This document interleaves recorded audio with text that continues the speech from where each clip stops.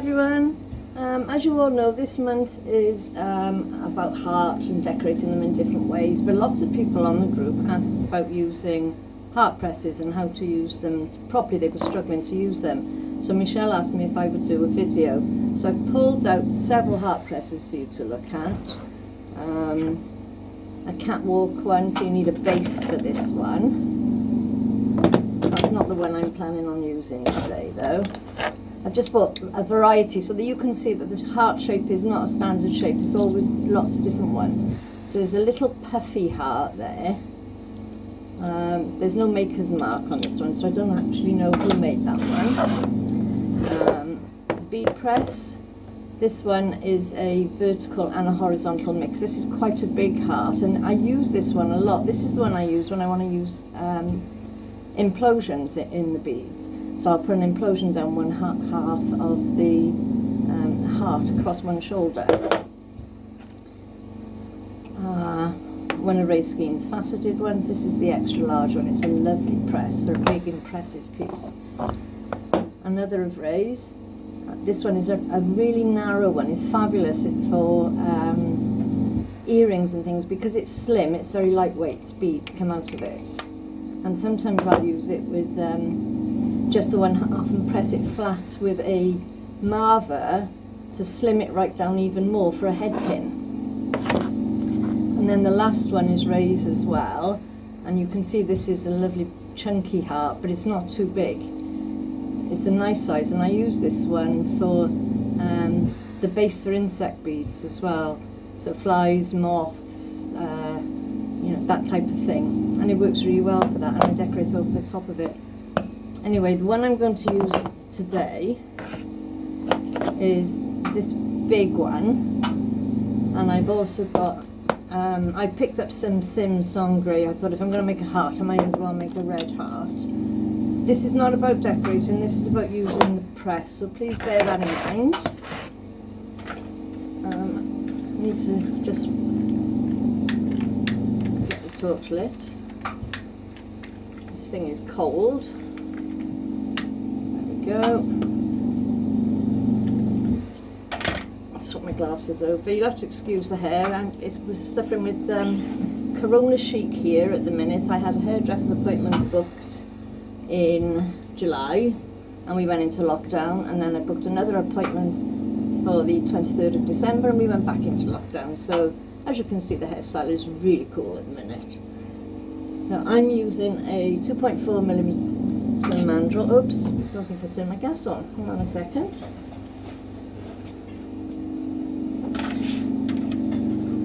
There we are.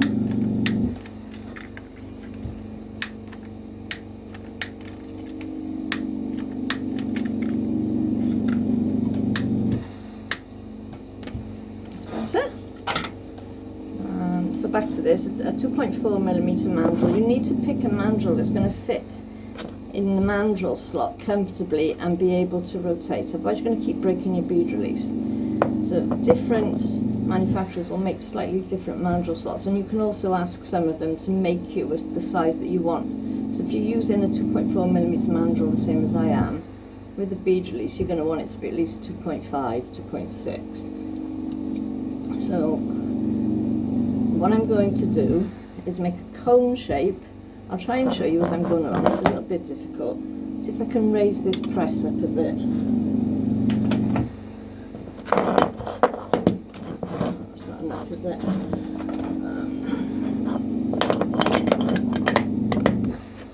No, we're just going to have to work with it.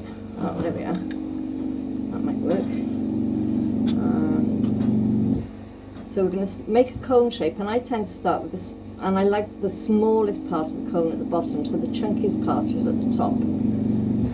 And I keep going back and I keep fitting this into the press to see how I'm getting on with glass. I don't press it, I'm just laying it gently into the mould to see where I am. This one takes quite a lot of glass, so you're going to have to bear with me for a while here. And this is Sangre, so it's just, I didn't heat it up enough and it split, but we'll carry on.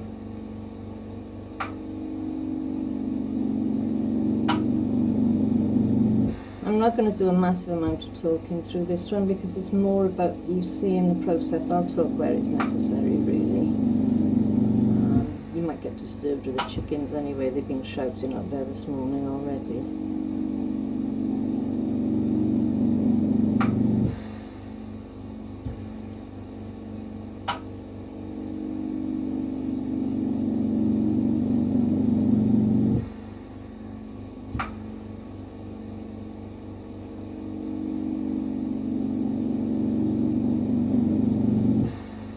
I've got about a rod and a half here of sangria. I didn't want to start the new rod, although I know I'm probably going to have to go into it because this is, as I said, a big press. But I chose to use this one because you can see it easier.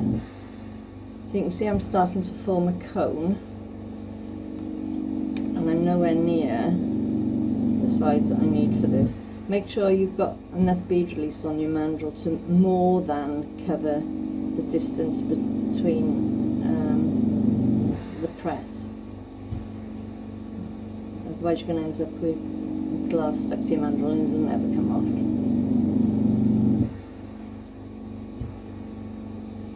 Keep building up this cone, but remember to keep going back and putting a little bit of heat in the bottom as well. You don't want it to crack and then have to reheat the whole thing. It takes a long time to get that process effectively. So you can see, you know, I've already been winding for a minute or two, and just to give you an idea of where I am on this press.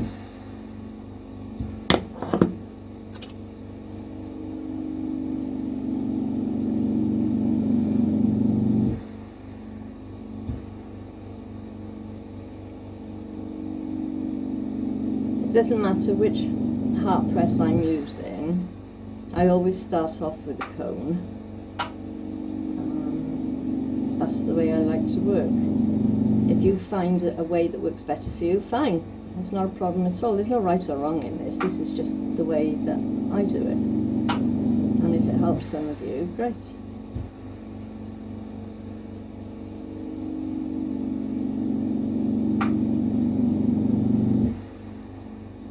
Maybe I should have picked a smaller press to show you, but then it's easier to see on the big press. So I just live with it now because this is where we are.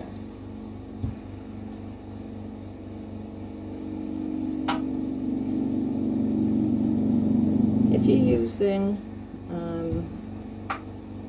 miner or a small torch and you want to get heat all the way through the bead, try turning your bead onto an angle so that the heat is running up through the bead, and that will heat the whole thing for you. And the same, turn it around the other way and come back in the other way.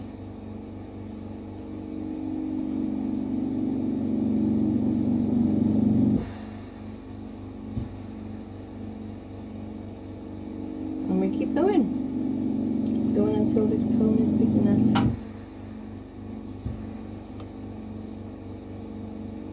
I've got my torch set on quite a low flame. I mean, I've turned my oxycon down. I turned it down for something else and I haven't turned it back up again, so it's a bit slow heating all of this glass.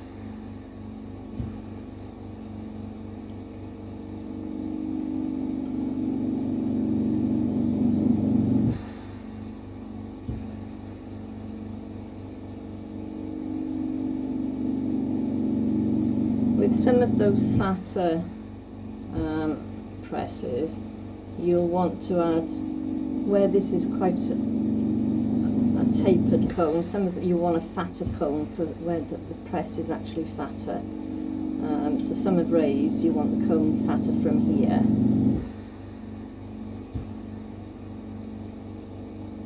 And then the catwalk one is long and slim, so you'll want a longer, slimmer cone, but I find the cone, starting with the cone shape, is probably the easiest.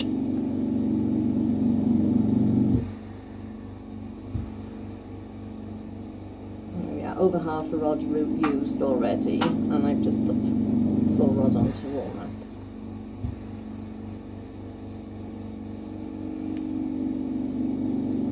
But we're getting there.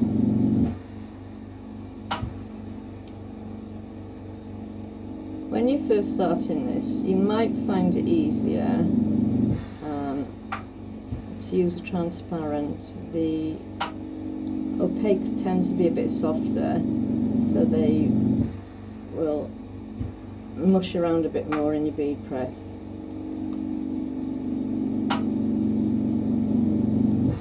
That's not always the case, of course, but in general the opaques will be softer, and it depends which COE you're using as well. This one is 104, it's Sim Sangre, which is beautiful red.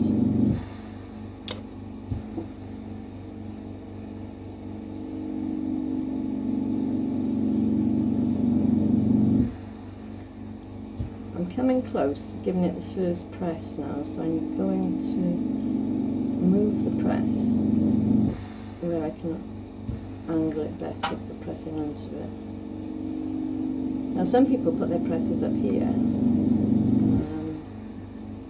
I find it quite difficult doing that, but my torch is quite high up from the bench and I'm very short, so I find it easier to press on the side for me.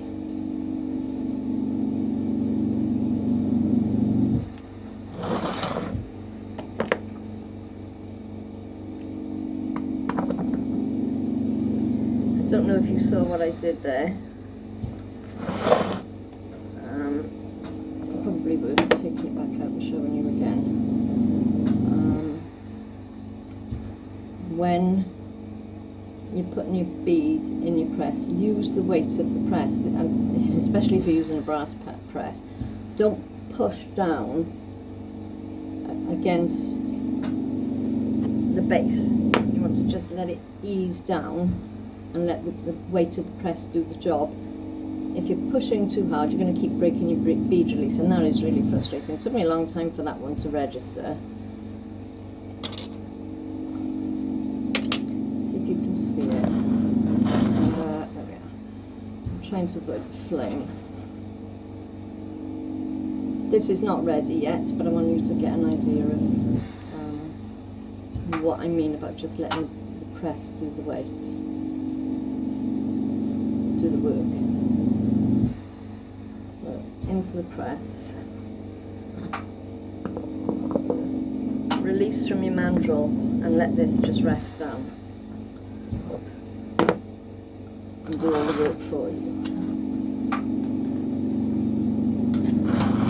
I don't know if you can see how close I'm getting to that now.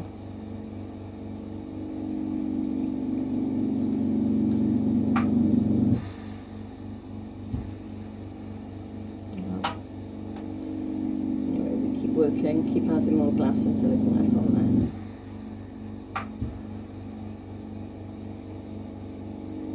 there. If you do lose your bead release, very often is worth just starting from scratch, otherwise you'll end up with your bead stuck to your mandrel and all sorts of great things. Although pan sticks are wonderful, aren't they?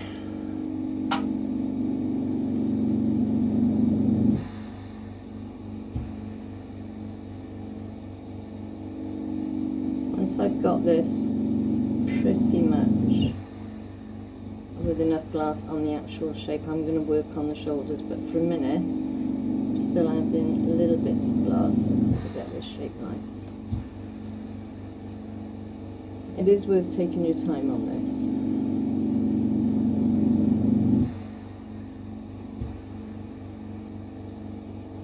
And I don't normally do videos this long because they take me such a long time to upload. We're not on broadband here, we're still on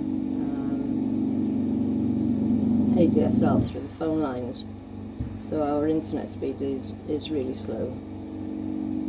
So something this long is probably going to take me between 8 and 12 hours to upload onto YouTube for you all. But we'll get there in the end.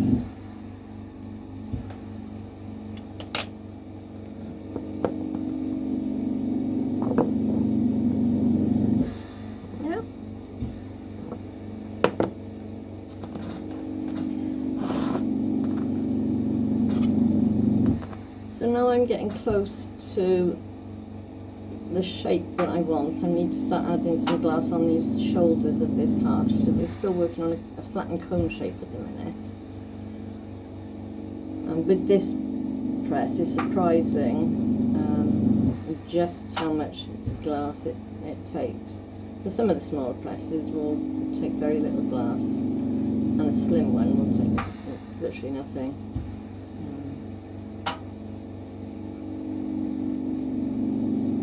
So you form your shape, form your cone shape, and get it reasonably close to the size that you want, and then start adding the glass to the shoulders of the heart afterwards. Depending on the design that you're doing, sometimes you might make just one shoulder of the heart and then add a completely different colour onto the other shoulder, and that can be quite fun to do. And I also like adding implosions on one shoulder, but that is time consuming because obviously you make the implosion first and that's kept warm in the kiln.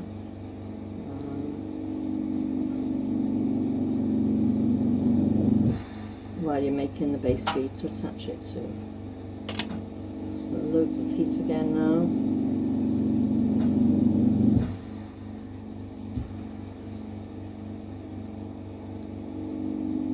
I think maybe I should have picked a softer glass to start off and show you with, but that's okay. With something this size, you can see how I'm swapping around all the time to get heat into the whole thing. I think when we're first learning to do something, that's where we go along. We're concentrating on the decorating and forgetting about heating the whole thing. So making a heart is probably good practice in heat control.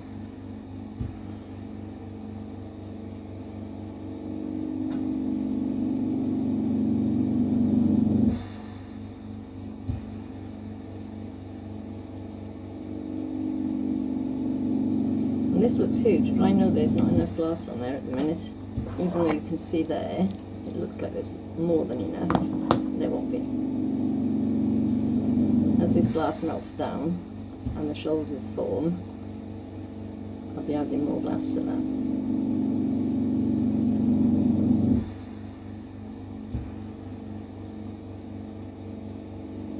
Well, there's one thing, the chickens have shut up, so we've got a bit quiet to do this. Turn the extractor off because that's really noisy. Otherwise you won't be able to hear me. But at least the chickens are not shouting at us from right outside the door. If I forget and leave the door wide open, they'll wander in here. And some of them will go right under your feet, so you end up tripping over them. They're a nightmare, so you have to remember to push the door up a bit.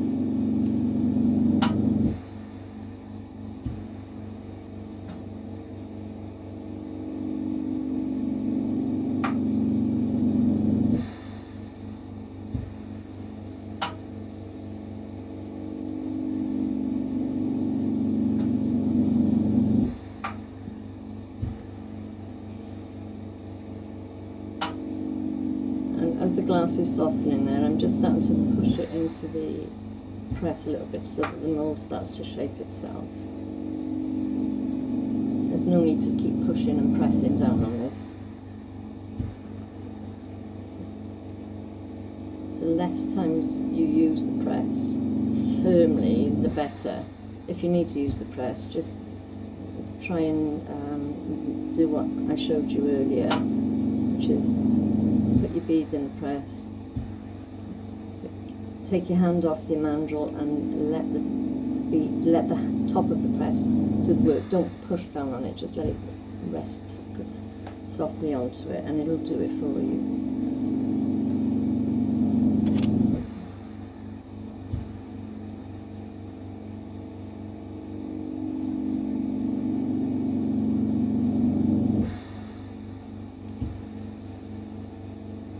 So under how many pressed hearts we're going to see this month. It'd be lovely to see lots of them. Michelle has worked really hard on the challenges this month. Her videos were a lot longer than mine for for the reasons I said earlier about the upload speeds and everything. And she's in a similar situation to us. She's very rural, so hers take a while to upload as well. So she's done an amazing job this month to get all of those up and running.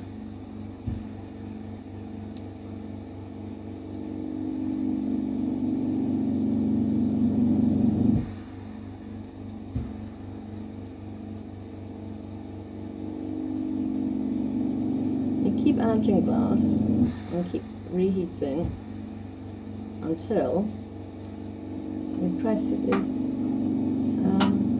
filled with glass and your shape is good. It's easier to add more glass than to try and take some away, so try not to put too much on at once. You're better off taking your time and adding a little bit at a time.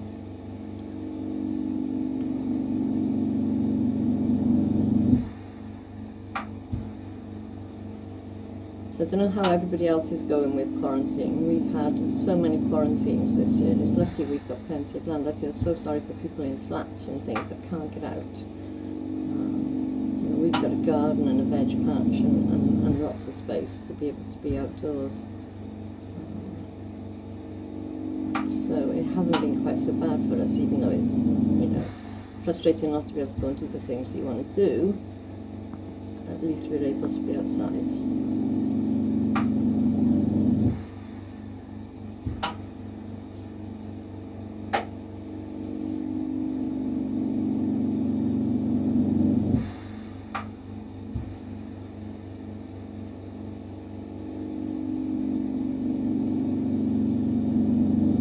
Still adding to these shoulders. There's still nowhere near enough glass on the shoulder, but of course at the same time I need to make sure that the bottom doesn't get too cold and crack.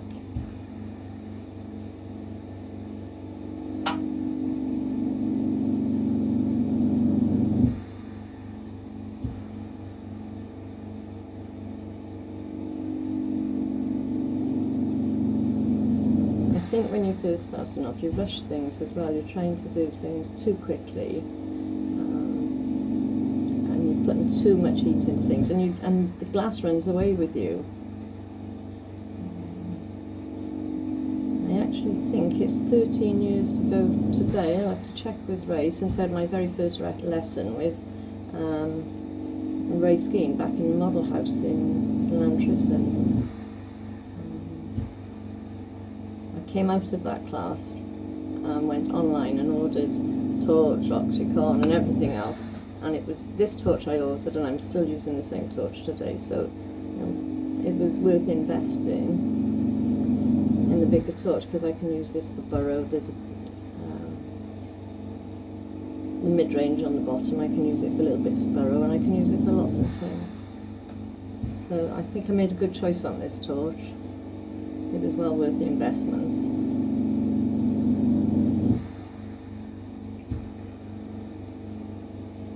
And I have tried other torches, but I always come back to this one. I've even now got a spare in the box of one of these in case one goes. I'm petrified of this thing going now and not being able to access one over here very easily. I'm just pushing it a minute. I don't want to press until I'm ready.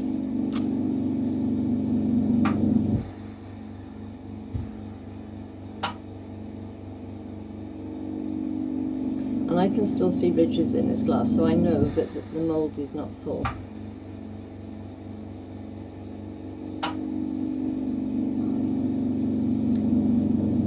One of the nice things about a red is that you can see when your glass is getting cool. So you can see all your different colour tones, you can see the hottest part, and you can see the bottom is starting to go black, so that's telling me I need to get some heat in there. So red's quite a useful colour for learning new things on, because you can see the heat, and you can see when you need to put heat in. Yellow is probably another good one for that as well. I think yellow is a very underrated colour. I love yellow.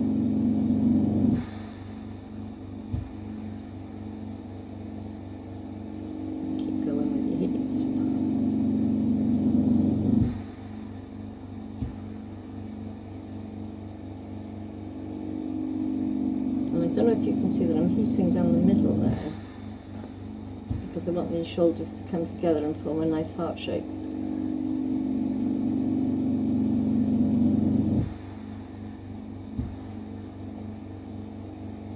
And I want them to be solid, I don't want huge air bubbles in there.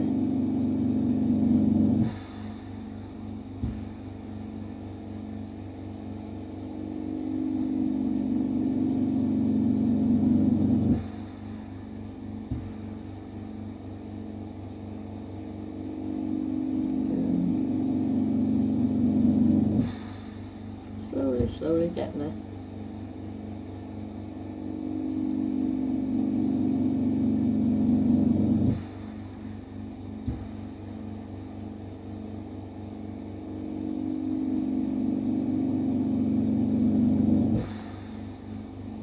Can you see? We're still not filling this mould.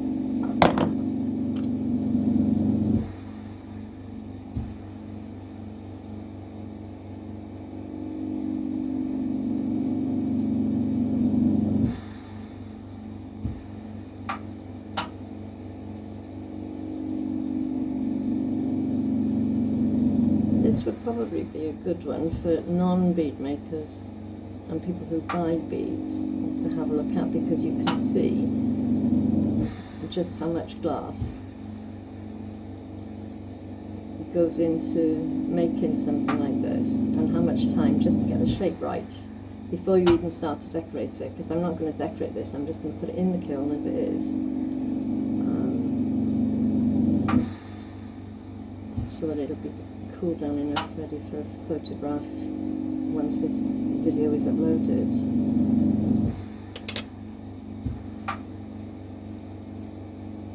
And you can make decoration as simple or as complex as you want. You know, you can just simply dip one shoulder in mica, especially when you're using a strong colour like a red or a black, and just dipping one shoulder in mica will look amazing. I've done black with a gold mica before now, and in fact I think a fellow bead maker owns that one now.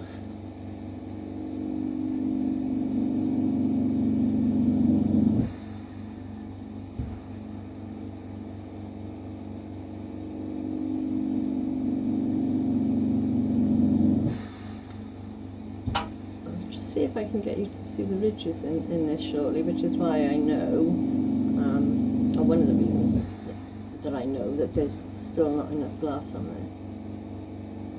I don't know if you can see the ridges on the side there. So there's still not enough glass to fill that mould properly. Although once these shoulders have melted down, there might well be.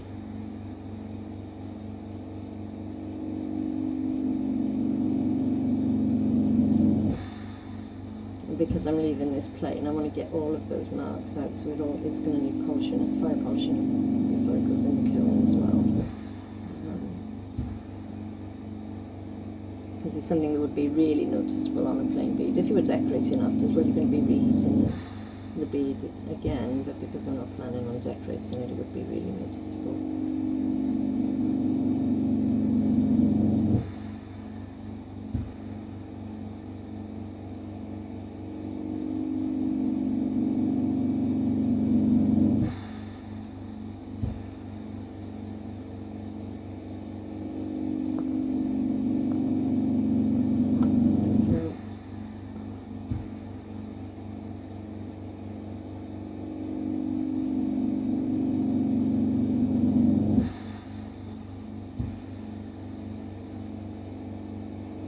Once you've got the shape right, and your bead is pressed for the final time, if you find that the end is a little bit scruffy, which occasionally will be, you know, it's had a lot of work on this bead, just put a little wrap on the bottom and gently melt that in, and you can tidy that up straight away.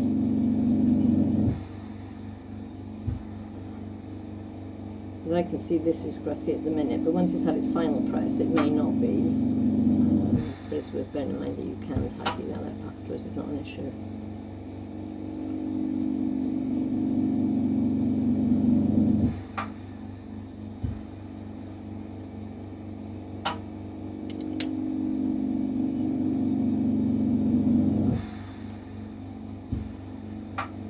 I'm happy that I'm getting close to enough glass on this one now, so I'm going to put a lot more heat into this and try and get it to start melting in to the press for you, so you can see the finished thing.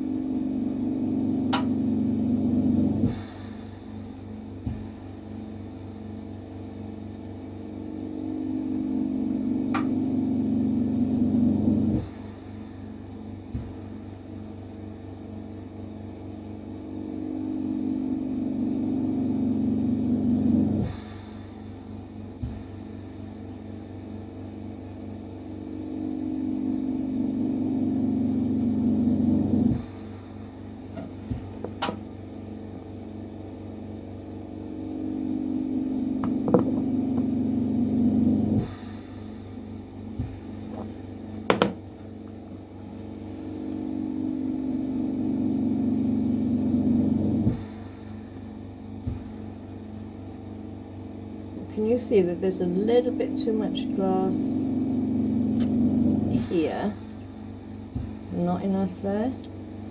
So I'm angling this down a little bit. Use the flame and gravity as much as you can, and the press as little as you can.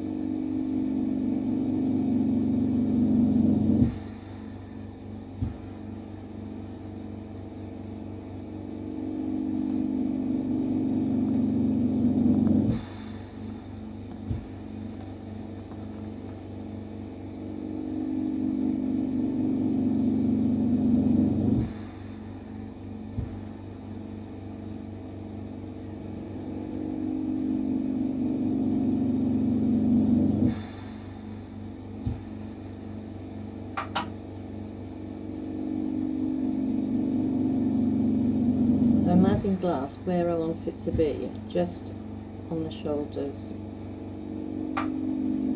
Nowhere else. You don't have to add it tidily, you can melt this and put big lumps in. But I'm getting close to the right amount of glass on this, so I'm just adding little stripes around the top at the minute.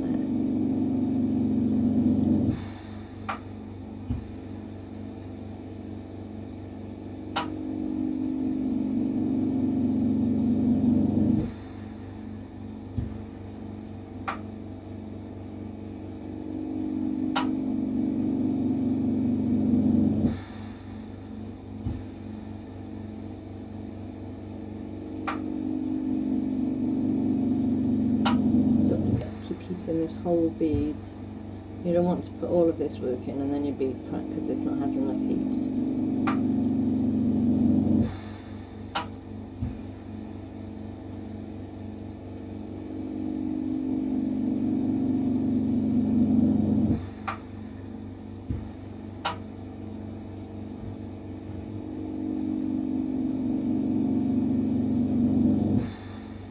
I said about it being quiet, and I can hear banging outside now. So,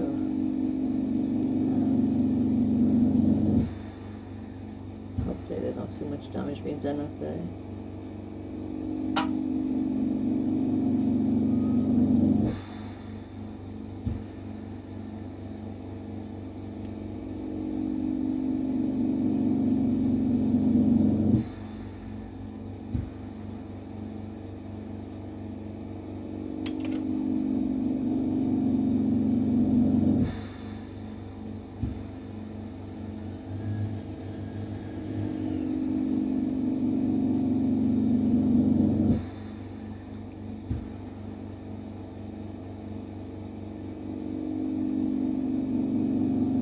This street goes nowhere. The street that runs past the house goes absolutely nowhere, so to hear noise down the street is really quite unusual.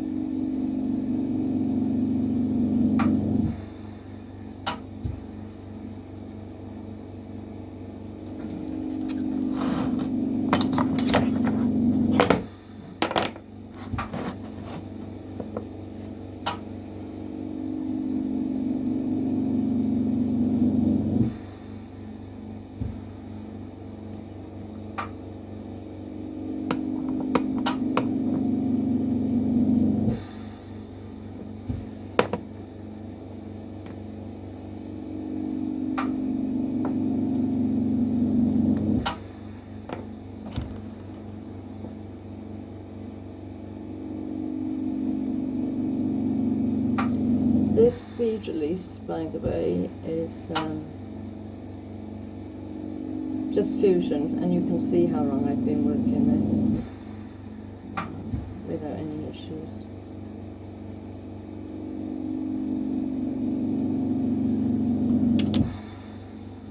She says, maybe I shouldn't have said that really, but so far so good.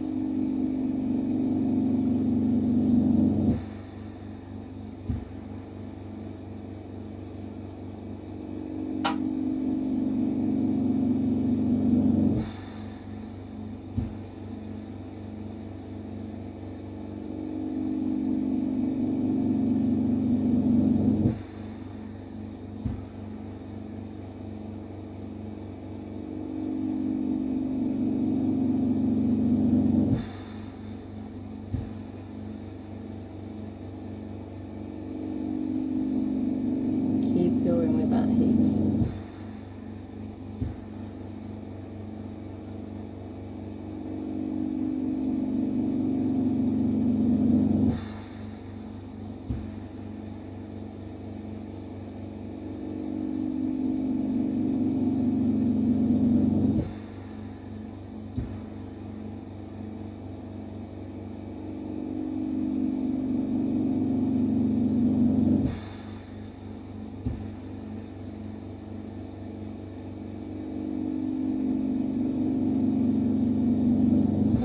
See the different tones. You can see where it's hotter and where it's cooler.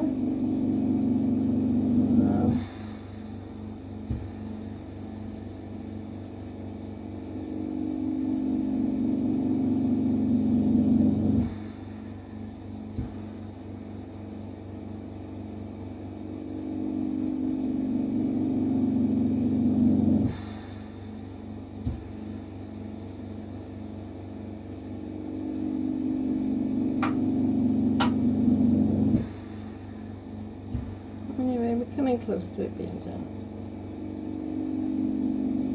I just wanted you to get the idea that yes, you're using the press, but using the press quite gently. You're not forcing, you're not pressing down firmly.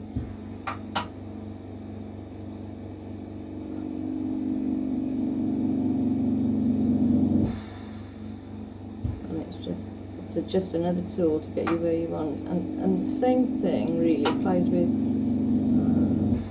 most presses. Some of the faceted presses are a little bit different, but with most shape presses, let the weight of the brass do the work for you. And once your bead is actually in the press, take your hand off the mandrel, and it'll help centre up bead better. Because if you hold in a mandrel and you're holding it quite firmly, you can push the mandrel off centre. And if you've spent an hour making a bead, that's the last thing you want to do.